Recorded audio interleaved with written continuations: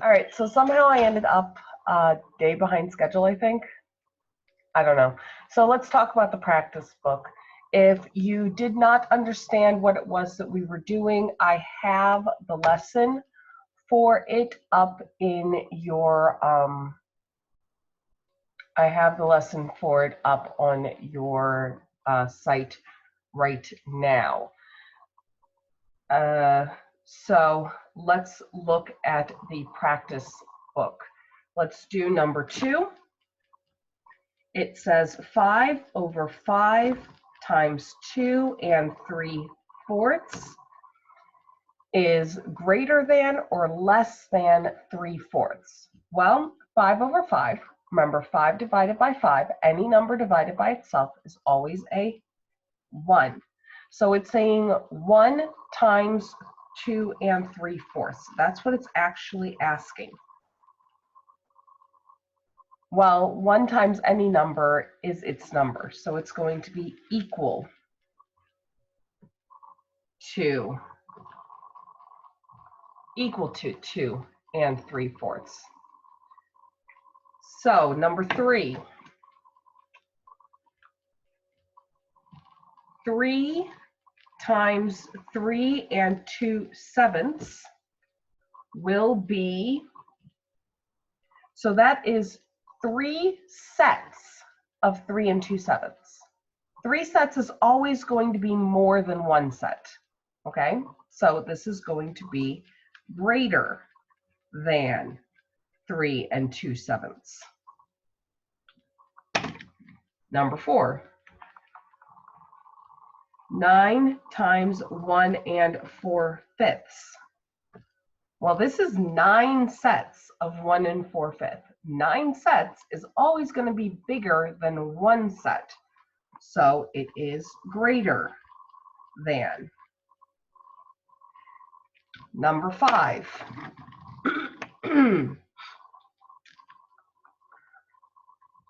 1 7/8 times 2 3/8. Well, 1 7/8 is more than 1 full set. So it is going to be greater than the 2 3/8. Number 6.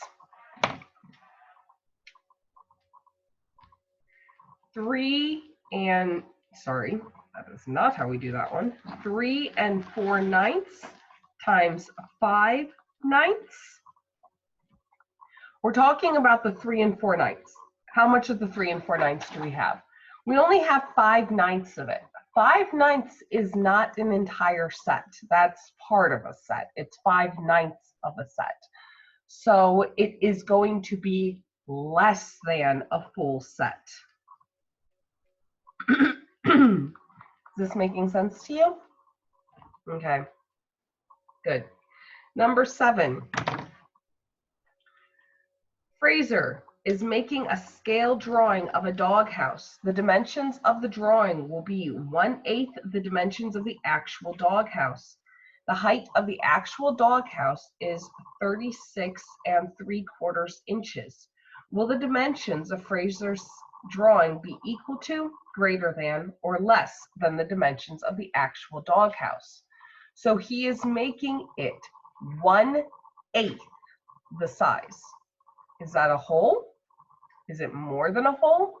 Or is it less than a whole? 1/8 is less than a whole. It's only 1/8 of a whole. So we end up with it being less than. Number 8.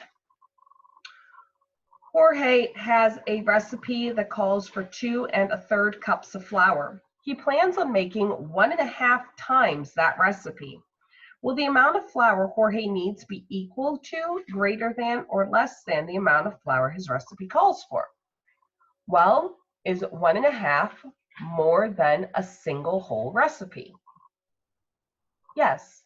So he's going to need a greater than amount. Number 9. Oh, sorry. Pause it if you need to. Moving on to the next page, and it goes back to number 1. Number 1. Jenna skis 2 1/3 miles down the mountain. Her instructor skis 1.5 times as far. Does Jenna ski a shorter, greater, or same distance as her instructor? So her instructor skis 1.5 times as far. Is that more or less than a whole? 1.5 is more, so her instructor skis further.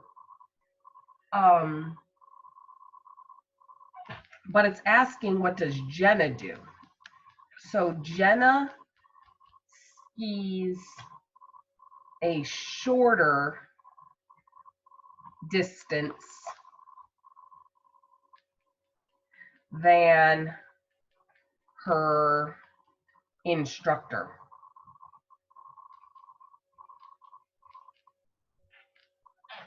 Okay, number 2.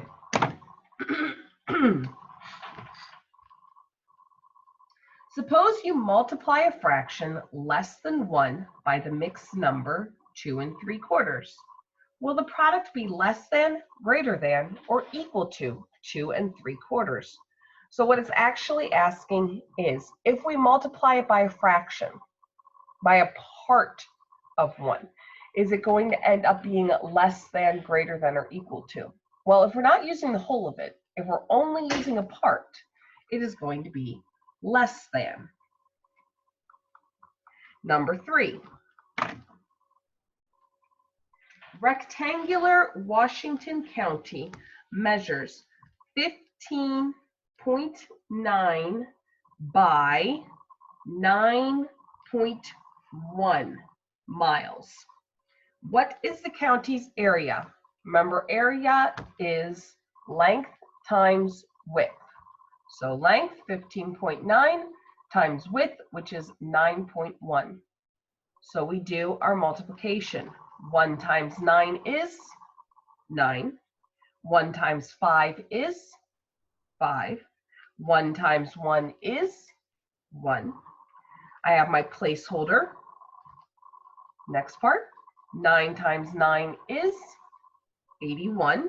I put the 1 there. I put the 8 up there.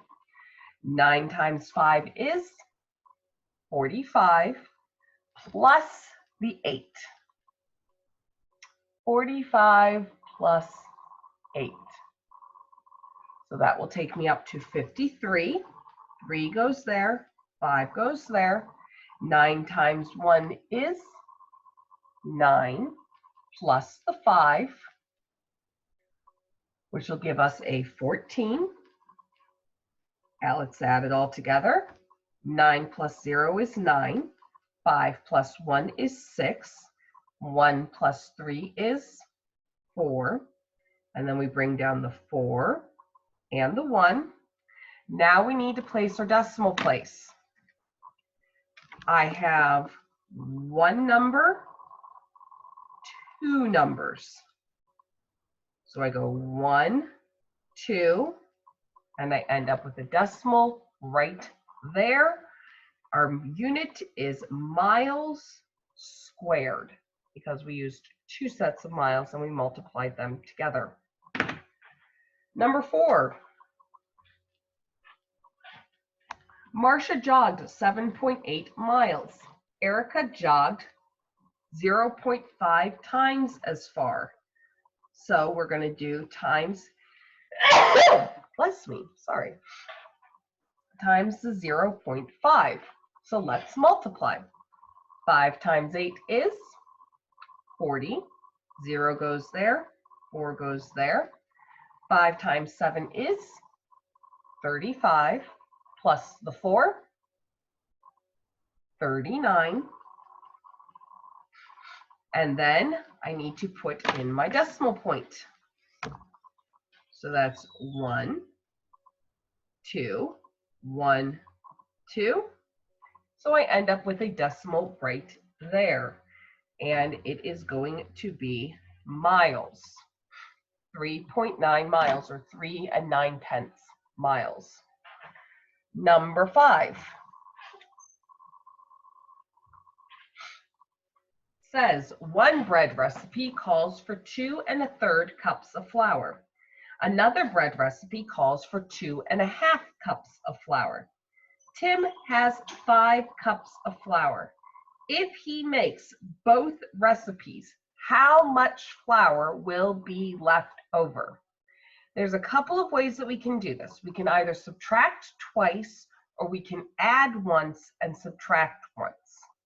If I recall correctly, you guys prefer to add once and then subtract once. So we'll do it that way. I have 2 1/3 plus 2 1/2. I cannot solve it that way. I need to have common denominators in order to add fractions. So, well, 3 and 2 have nothing in common with each other. So I'm just going to straight up multiply the denominators by each other.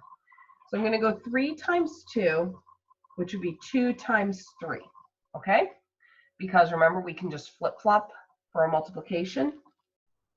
So 3 times 2 is 6. And 2 times 3 is also 6. Whatever I do to the bottom, I have to do to the top. So since I multiplied the bottom by 2, I have to multiply the top by 2. 1 times 2 is 2. Since I multiplied the bottom by 3, I have to multiply the top by 3. So 1 times 3 is 3. And now I can add. 2 plus 2 gives me 4. Laying out my line even further. Denominator does not change. It stays as a 6. Now I need to do 2 plus 3, which is 5. So I used up 4 5/6 cups of flour in my recipes. It now wants me to subtract. So let me do this, because I'm going to go 5 minus the 4 5/6.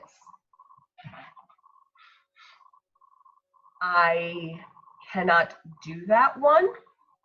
I need to have a fraction here. I need to borrow. So the way that I'm going to borrow is I'm going to do this. I'm going to cross the 5 out and make it a 4. So I'm going to borrow 1 whole. Now, how do I write a whole as a fraction? A 1 as a fraction? Well, remember when we were over here, we were talking about how 5 over 5 is the same as 1.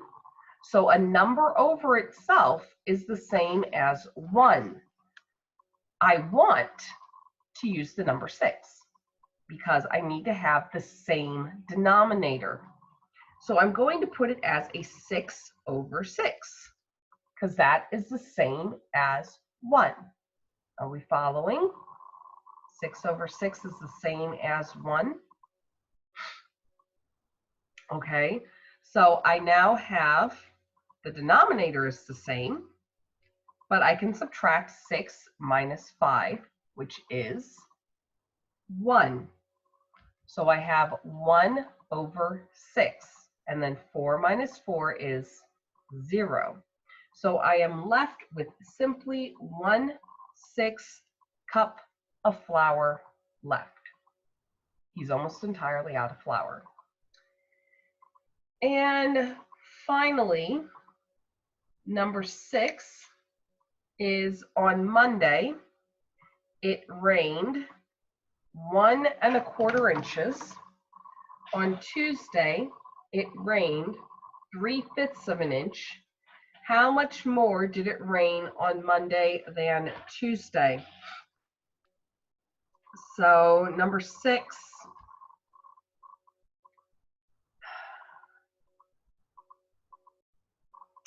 all right,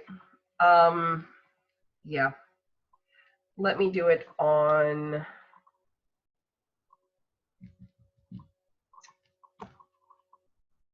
I guess I can do it in the dark blue over in this corner. Number 6, we have 1 1/4 minus 3/5.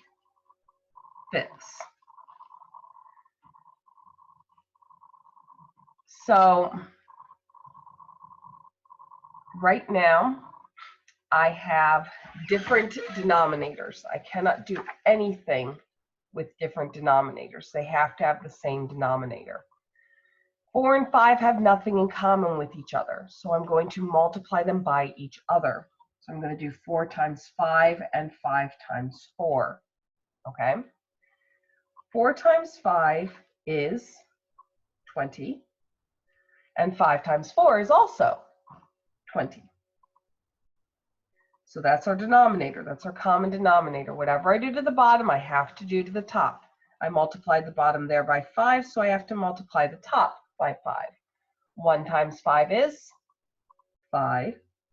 And 3 times 4 is, I multiplied the bottom by 4, so I have to multiply the top by 4. 3 times 4 is 12. And so now I have 5 minus 12. I cannot do 5 minus 12. So I need to go borrowing. I need to take from that. This is going to get a little confusing, so just watch. I'm going to take that 1. It becomes a 0. Now, since the denominator is 20, I'm going to come down here. I have 5 over 20 plus, I'm changing that 1 into a 20 over 20, which will give me the 20 on the bottom that I want, and will give me 20 plus 5, or 5 plus 20, which is 25 on the top that I want. Now I can take that 12 minus 12 over 20 and put it right there. So I end up with a denominator of 20. And then my numerator is 25 minus 12.